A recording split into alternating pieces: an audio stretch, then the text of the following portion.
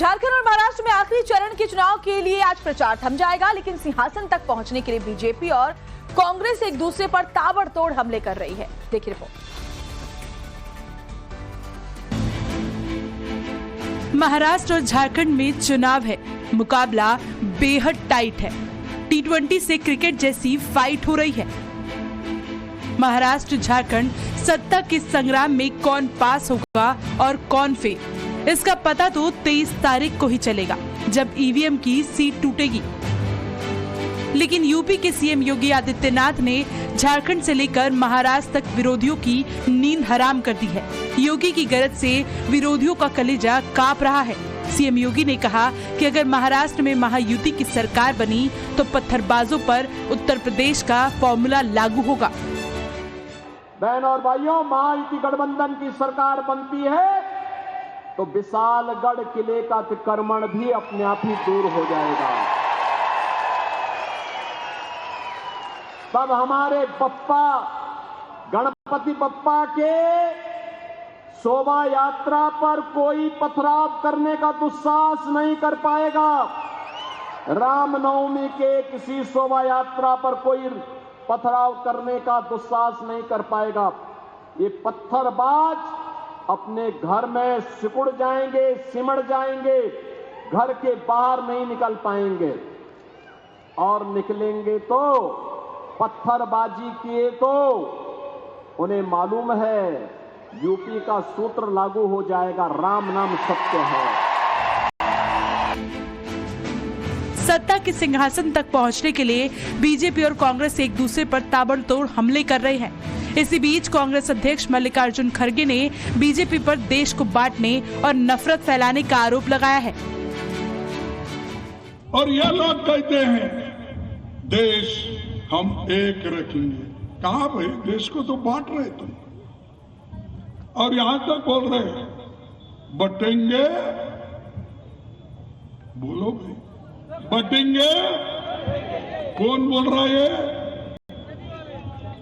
अरे ये तो इसको आरएसएस वाले भी बोले ठीक है, बटेंगे तो कटेंगे बोलते जाओ।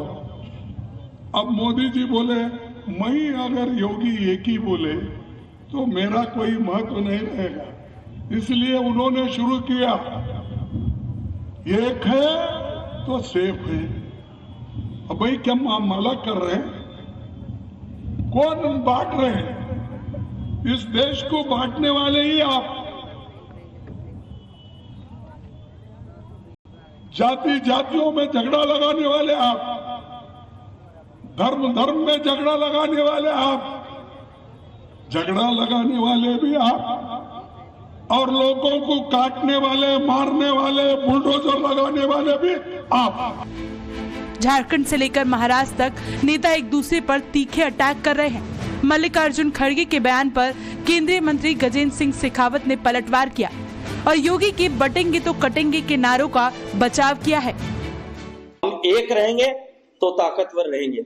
ये विषय आज का नहीं है, यह ईसा से 1000 वर्ष पूर्व भी हमारे भित्ति चित्रों में भी खोद करके गिरा गया है। मुझे नहीं लगता कि इसको लेकर के कहीं भी किसी के मन में कोई संदेह होना चाहिए कि हम एक रहेंगे तो हम विकसित भारत बनेंगे, हम एक रहेंगे तो भारत सुदृढ़ रहेगा। और इससे आगे बढ़कर के मैं कहूंगा कि भारत का 1000 साल 1200 साल पुराना नक्शा उठा करके देख लीजिएगा। भारत में जहां जहां हम बटे हैं तब भारत का हिस्सा वो कट करके अलग हुआ है। ये भारतीय महाभारती अखंड रहे, ये महाभारती एक रहे, इसके लिए आवश्यक है कि हम सब भी लोग एक हैं। कल की पीठ पीठाधीश्वर आचार्य प्रमोद कृष्णम ने भी सीएम योगी के बयान का समर्थन किया है। आचार्य प्रमोद कृष्णम ने निशाना साधते हुए कहा कि देश में कुछ लोग सत्ता की खातिर जाति के नाम पर देश को बांटना चाहते हैं, लेकिन हम प्रण लेते हैं कि ना हम बंटने देंगे, ना कटने देंगे, ना छटने देंगे और ना ही घटने देंगे।